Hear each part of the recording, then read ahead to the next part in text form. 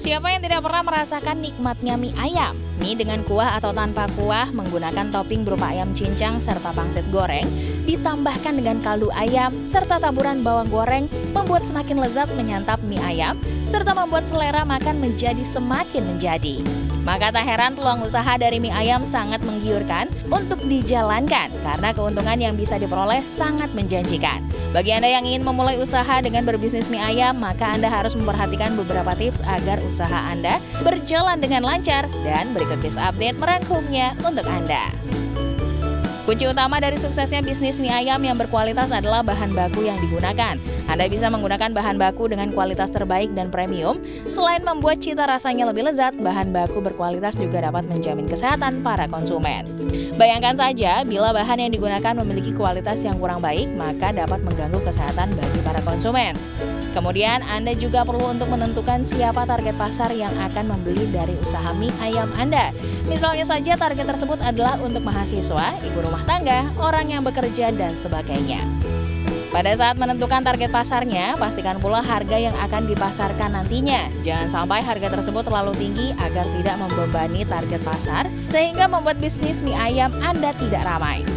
Atau harga yang terlalu rendah, sebab harga yang terlalu rendah bisa saja membuat Anda tidak balik modal. Jadi, pastikan harga tersebut sudah sesuai dengan perhitungan yang matang.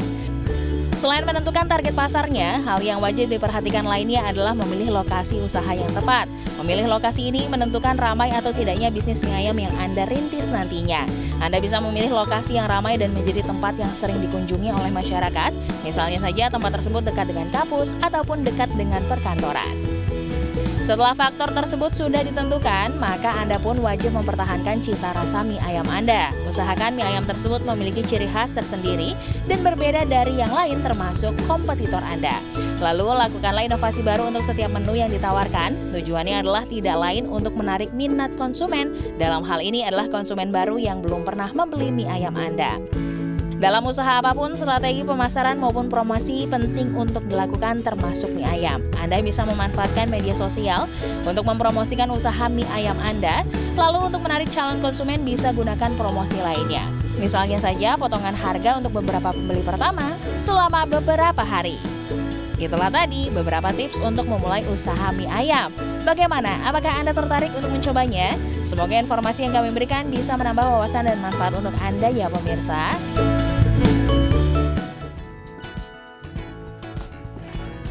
Ya, luar biasa, sangat menggugah selera. Jadi mau menikmatinya dulu sebelum berbisnis silahkan ya. Tapi saya mau menyapa Anda dulu pada siang hari ini. Selamat siang. Seperti biasa saya Ridanu kembali menemani Anda tentunya di Biz Update. Waktunya kita ngobrol tentang bisnis dan ekonomi up to date. Nah, saya mau nanya nih, siapa dari kalian yang tidak suka kue? Sepertinya nggak ada ya, karena semua orang pasti suka karena varian rasanya yang beragam dan tentunya juga bentuknya yang sangat menarik. Tapi pernah nggak Anda menemukan atau memakan kue ulang tahun seharga 1 triliun rupiah? Wow, penasaran seperti apa bentuk dan rasanya ya. Selain itu juga kita punya info peluang usaha atau tips bagi Anda yang suka membuat kue ulang tahun sendiri di rumah. Dan berikut informasi lengkapnya spesial untuk Anda pada siang hari ini. Perayaan ulang tahun menjadi momen penting sebagai penanda pertambahan usia seseorang. Kue ulang tahun dibuat istimewa karena akan menjadi bagian penting dalam momen bahagia. Di dunia, pernah muncul kue ulang tahun termahal yang harganya mencapai 1 triliun loh. Wow! Seorang ayah asal Uni Emirat Arab menggegerkan dunia dengan kue ulang tahun termahal yang ia pesan untuk acara ulang tahun dan pernikahan putrinya. Biaya yang dikeluarkan ayah tersebut mencapai $75 atau sekitar 1 triliun rupiah. Nilai ini melampaui rekor harga kue termahal sebelumnya yaitu $50 juta atau sekitar 714 miliar rupiah. Kue seharga 1 triliun rupiah itu pun dilengkapi dengan dekorasi paling mewah dan memiliki tingkat kesulitan yang sangat tinggi. Butuh waktu selama lebih dari 1.100 jam untuk membuat kue yang megah tersebut. Bentuk kue ulang tahun termahal di dunia itu layaknya panggung fashion show. Total berat kue tersebut 1.000 pon atau sekitar 453 kilogram. Selain fondan yang beratnya mencapai 113 kg dan bahan premium, kue tersebut juga dilengkapi dengan 4.000 berlian. Harga untuk berlian sebagai penghias kue ini sendiri saja sudah menghabiskan hingga lebih dari 642 miliar rupiah.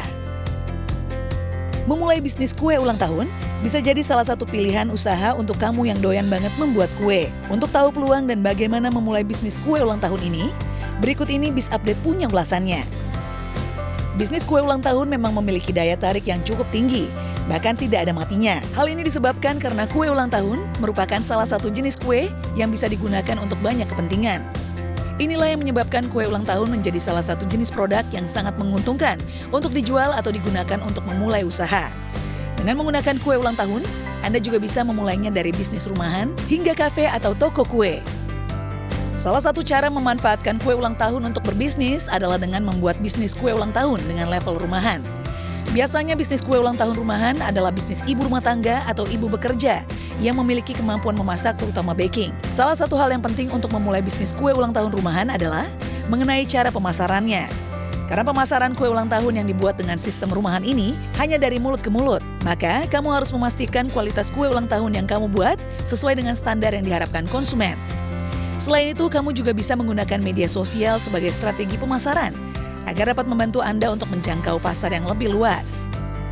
Anda juga bisa menggunakan media endorsement sebagai upaya agar produk Anda menjadi populer dan berikan review jujur dari konsumen. Karena memberikan informasi berupa review jujur akan membuat konsumen Anda lebih percaya dengan kue ulang tahun yang sudah Anda buat. Bila Anda tekuni dengan baik, bisnis kue ulang tahun ini bisa meraup omset kurang lebih hingga jutaan rupiah per bulannya. Dan setelah dirasa bisnis kue rumahan Anda sudah semakin maju dan banyak peminatnya, mungkin Anda juga bisa mengembangkan usaha kue Anda ini menjadi bisnis kafe ataupun bisnis toko kue. Itu dia pemirsa peluang bisnis kue ulang tahun yang mungkin bisa Anda lakukan. Apalagi bagi Anda yang memiliki hobi membuat kue dan ingin memulai usaha.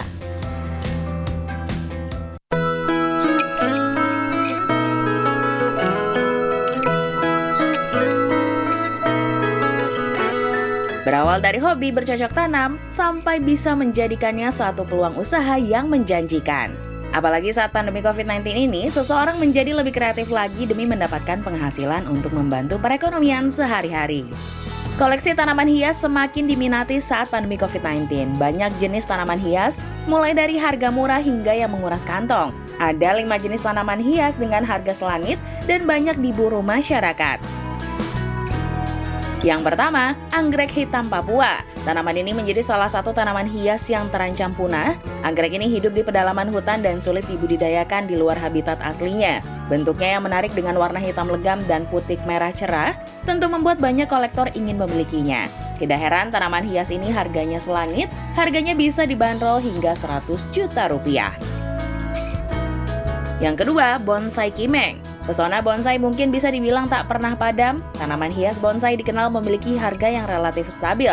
Jenis dan bentuk bonsai sangat beragam. Untuk tanaman hias bonsai berukuran kecil bisa mencapai 3 juta rupiah. Untuk bonsai kimeng mencapai 50 juta rupiah. Yang ketiga, Monstera obliqua. Tanaman yang satu ini menjadi banyak incaran para kolektor. Tanaman yang sering dibilang mirip dengan janda bolong, hanya saja tanaman ini memiliki ciri khas seperti daun kering dan menggulung. Tanaman ini dibanderol seharga 50 juta rupiah. Yang keempat, Anthurium veitchii, yang dikenal sebagai tanaman hias yang mahal. Tanaman ini memiliki ciri daun berwarna hijau dengan gelombang daunnya menjulur dan membentuk kerutan. Di Indonesia, tanaman hias Anthurium veitchii ukuran sedang dibanderol dengan harga 5 juta rupiah. Untuk ukuran yang besar bisa mencapai 15 juta rupiah. Yang terakhir, Red Aglonema atau dikenal dengan Sri Rejeki, salah satu tanaman hias paling diminati dan banyak dimiliki masyarakat Indonesia. Katanya, tanaman hias ini dianggap membawa keberuntungan dan mendatangkan rezeki. Tanaman ini memiliki ciri daun berwarna merah dengan bentuk yang cantik dan cerah, membuat banyak orang menyukainya. Tanaman hias yang satu ini dibanderol mulai dari Rp300.000 hingga Rp1,5 juta. Itu tadi informasi mengenai tanaman hias yang viral dengan harga yang fantastis. Bagaimana pemirsa? Anda tertarik untuk membeli dan merawatnya? Terbayang ya sambil makan kue itu melihat bisnis tanaman yang memang mahal-mahal. Tapi kalau ngomongin masalah kue ini cocok sekali untuk Anda ya, untuk ibu-ibu dan juga mama muda yang cantik-cantik yang sedang menyaksikan Biz Update untuk bisa mencobanya sendiri di rumah. Selain menambah penghasilan atau sekedar hanya menyalurkan hobi, sekaligus sekali lagi juga menambah pundi-pundinya. Baik, lanjut ke informasi lainnya. Anda pasti mengenal binatang yang satu ini, yaitu bekicot. Untuk sebagian orang akan merasa sangat jijik ya melihat bekicot. Atau mungkin bahkan kesal karena menjadi hama bagi tanaman hias di rumah Anda. Tapi tahukah Anda ternyata budidaya bekicot itu selain menguntungkan juga memiliki manfaat untuk tubuh Anda. Wow, seperti apa ya? Kita simak informasinya. Mungkin bagi sebagian orang hewan yang satu ini terlihat menjijikkan. Namun siapa sangka hewan yang memiliki nama latin Achatina fulica ini bisa dibudidayakan mampu menjadikan peluang bisnis yang menghasilkan. Pasalnya bekicot memiliki kandungan protein yang tinggi menjadikan hewan ini sebagai salah satu pakan ternak khusus ikan. Bukan itu saja, tak sedikit pula masyarakat yang menikmati serta mengolah bekicot menjadi santapan yang nikmat. Jika Anda ingin berbisnis bekicot, ada beberapa hal yang perlu Anda perhatikan dalam membudidayakannya dan berikut Biz Update merangkumnya untuk Anda. Tahap pertama yang wajib kamu persiapkan terlebih dahulu adalah media kandang yang akan digunakan. Usahakan kandang harus memiliki kelembapan dan keteduhan yang tepat, yakni berada di angka 25-30 derajat Celcius. Sebab dengan media yang dibuat dengan ketepatan suhu yang ideal, maka perkembangbiakan bekicot bisa lebih maksimal. Ada beberapa jenis kandang yang dapat Anda pilih mulai dari kandang kotak kayu, kandang bak semen, maupun kandang galian tanah. Untuk kamu yang belum mengenal teknik budidaya ternak bekicot, hanya ada dua jenis bekicot yang dapat dibudidayakan, yakni Achatina fulica dan Achatina variegata. Setelah tahu jenis bekicot yang cocok untuk dibudidayakan, langkah berikutnya adalah pemilihan bibit unggul dari spesies yang kamu inginkan. Pastikan untuk memilih bibit yang unggul untuk mendapatkan panen yang terbaik, yakni memiliki karakteristik berat sekitar 75 hingga 100 gram per bekicot dan tidak memiliki cacat fisik. Berlanjut ke tahapan budidaya bekicot yang paling penting, yaitu proses reproduksi. Untuk masa kawin indukan umumnya dimulai saat memasuki usia 6 hingga 7 bulan. Pada umumnya menjelang musim kawin, bekicot dewasa akan mencari tempat yang aman untuk bertelur dan tidak membutuhkan area khusus. Indukan betina dapat menghasilkan telur mulai dari 50 hingga bahkan 100 butir telur. Saat telur bekicot sudah menetas, kamu bisa memisahkan indukan dengan anakan di kandang yang berbeda. Sementara untuk urusan pakan bekicot, berikan lumut, pupus daun, dan penambahan zat kapur. Jangan lupa untuk selalu memelihara kebersihan kandang, serta mengecek rutin agar tidak sampai dimasuki hewan lainnya. Tahapan terakhir dalam budidaya bekicot yakni proses panen yang bisa dilakukan ketika usia 5-8 bulan. Kamu bisa memilih konsumen dan pasar yang berbeda. Ada yang hanya ingin dagingnya saja atau dengan cangkangnya. Itulah tadi beberapa cara untuk budidaya bekicot. Bagaimana? Apakah Anda tertarik untuk menggelutinya? Semoga informasi yang kami berikan bisa menambah wawasan dan manfaat untuk Anda ya pemirsa.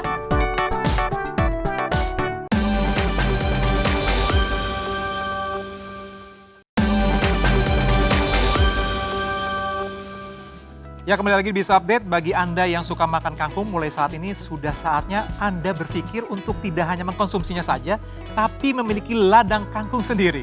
Karena dengan modal hanya 75.000 saja, Anda bisa meraih keuntungan sampai dengan 500.000 dengan berbudidaya kangkung.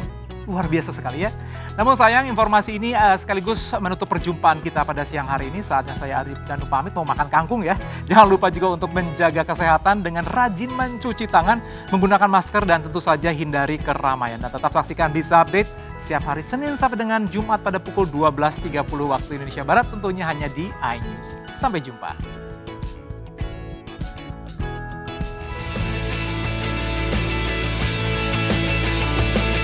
Di masa pandemi seperti saat ini, banyak sebagian warga yang memilih atau terpaksa harus di rumah. Meskipun berada di rumah, Anda bisa mengisi aktivitas, contohnya menanam sayur mayur yang memungkinkan bisa Anda jadikan peluang usaha ke depannya. Seiring dengan berkembangnya ilmu pengetahuan tentang pertanian, menanam sayur-sayuran kini tak selamanya dilakukan di lahan yang luas. Pekarangan sempit bisa disulap menjadi pertanian untuk menanam sayur-sayuran. Salah satu tanaman sayur mayur yang mudah ditanam dan memiliki periode tanam yang pendek adalah kangkung. Tanaman ini bisa ditanam di media tanam pot ataupun polybag. Kangkung memiliki nama latin Ipomoea aquatic sp ini merupakan jenis sayuran yang sangat bergizi dan biasanya diolah menjadi tumis kangkung. Tanaman ini sangat banyak ditemukan di Indonesia dan bisa tumbuh di mana saja. Cara untuk menanam kangkung pun sangatlah mudah. Dan berikut Bisa Update memberikan tipsnya untuk Anda. Langkah pertama yang perlu Anda lakukan adalah memilih bibit unggul. Proses penanaman ini dapat dilakukan dengan dua cara. yaitu menggunakan metode generatif, menggunakan biji, dan metode vegetatif, menggunakan stek. Pilihan benih sangat penting untuk menentukan kualitas sayuran. Karena itu, pilih benih yang bebas dari hama dan penyakit, serta berasal dari varietas berkualitas tinggi. Jika Anda menggunakan bibit dari biji, pertama-tama Anda harus menyiapkan tempat persemaian yang ditaburi pupuk kompos dan pupuk kandang sebelum menanam. Kemudian didiamkan selama sehari, dan setelah itu, bibit ditaburkan secara merata pada lahan, dan kemudian menutupinya kembali dengan tanah. Untuk menjaga kelembapan selama penyemaian, tutupi tempat penyemaian dengan dedaunan atau jaring yang berjarak 20-30 cm dari permukaan semai. Tunggu sampai bibit memiliki 3-4 daun. Benih-benih ini sudah dapat ditempatkan dalam pot atau wadah polybag. Untuk tempat penanaman, Anda dapat menggunakan media polybag, pot bunga, pot plastik, atau wadah bekas yang sebelumnya telah disediakan dengan diberi lubang yang berguna untuk peresapan air. Selanjutnya untuk tanah, campurkan tanah gemur dengan pupuk kandang atau pupuk kompos dengan perbandingan 2:1. Aduk sampai rata dan masukkan ke dalam pot atau polybag hingga 3/4 bagian. Tunggu hingga 1-2 hari sampai tanah stabil sebelum ditanam. Setelah media sudah siap, maka saatnya menanam. Jika tidak melakukan penyemaian sebelumnya, Anda tinggal menaruh bibit di dalam polybag. Tetapi, jika melakukan tahap penyemaian, berarti Anda harus memindahkan tempat semaian ke pot atau polybag. Ketika melakukan pemindahan, lakukan dengan hati-hati. Jangan sampai akarnya rusak. Jika akar mengalami kerusakan, maka bisa mengganggu proses pertumbuhan. Setiap pot hanya boleh diisi oleh 3 buah lubang saja, dengan kedalaman 11-14 cm. Masukkan 2 bibit kangkung di setiap lubangnya, lalu tutup lubang dengan tanah. Jangan terlalu menekan tanah, karena akan membuat bibit kangkung menjadi mudah patah. Merawat tanaman kangkung tidaklah sulit. Tanaman ini sangat mudah tumbuh dan tidak gampang terserang penyakit. Hanya dengan menyirami kangkung 2 kali sehari pada pagi dan siang hari jika musim kemarau. Jika sedang musim hujan, maka kurangi penyiraman karena akan merusak tanaman kangkung. Tahap terakhir adalah masa panen. Kangkung dapat dipanen setelah berumur 30 hari. Cara memanennya adalah bisa dicabut langsung dengan akarnya atau dipotong bagian batangnya agar bisa dilakukan 2 panen. Mudah bukan? Perkirakan paling banyak modal kita habis 75.000. 75.000 tapi penghasilan kita dapat 600. 75 dikurang 600 dikurang 75 berarti kita penghasilan menanam kangkung 1 kilo di antara 525.000. Ini kurang lebihnya penghasilan menanam kangkung. Nah, itulah tadi beberapa tips tentang cara menanam kangkung dengan menggunakan polybag. Bagaimana pemirsa? Apakah Anda tertarik untuk mencobanya? Semoga informasi yang kami berikan dapat menambah wawasan dan memberikan manfaat untuk Anda ya.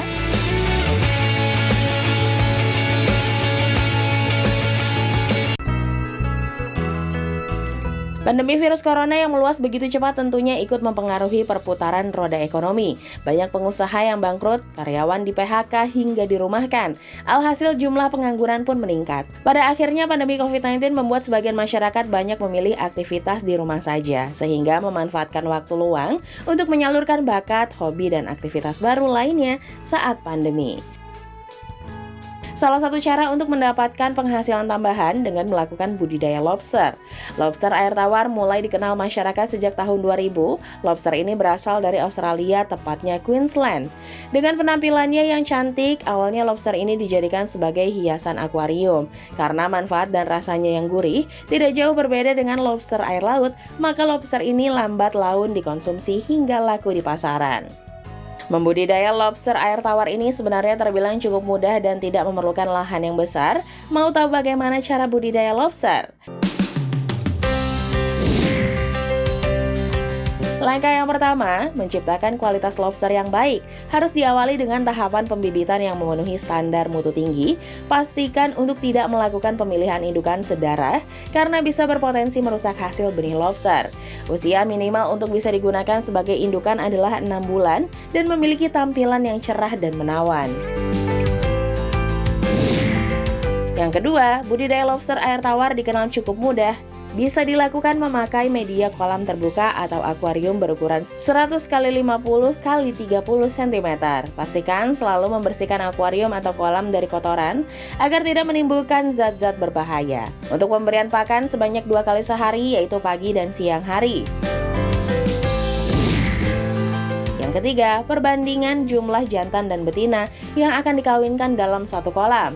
Idealnya ditempatkan sebanyak 5 ekor induk betina dengan 3 ekor indukan jantan. Yang terakhir, saat waktunya panen lobster bisa dilakukan setelah 6-8 bulan dengan berat per kilogramnya terdiri dari 10-15 ekor. Pemasukan lobster di Indonesia baru memenuhi sekitar 50% jumlah permintaan nasional dan 5% permintaan ekspor. Ada beberapa negara yang kerap memesan lobster dari Indonesia yakni Korea, Jepang, dan Singapura. Saat ini harga lobster dengan berat 100 gram mencapai 90.000 per kilogram, tingkat supplier 125.000 per kilogram, tingkat eceran mencapai 220.000 per kilogram, pendapatan dari budidaya lobster mencapai puluhan hingga ratusan juta rupiah per bulannya. Itu tadi informasi mengenai budidaya lobster yang bisa kamu lakukan di rumah dengan menghasilkan omset yang fantastis.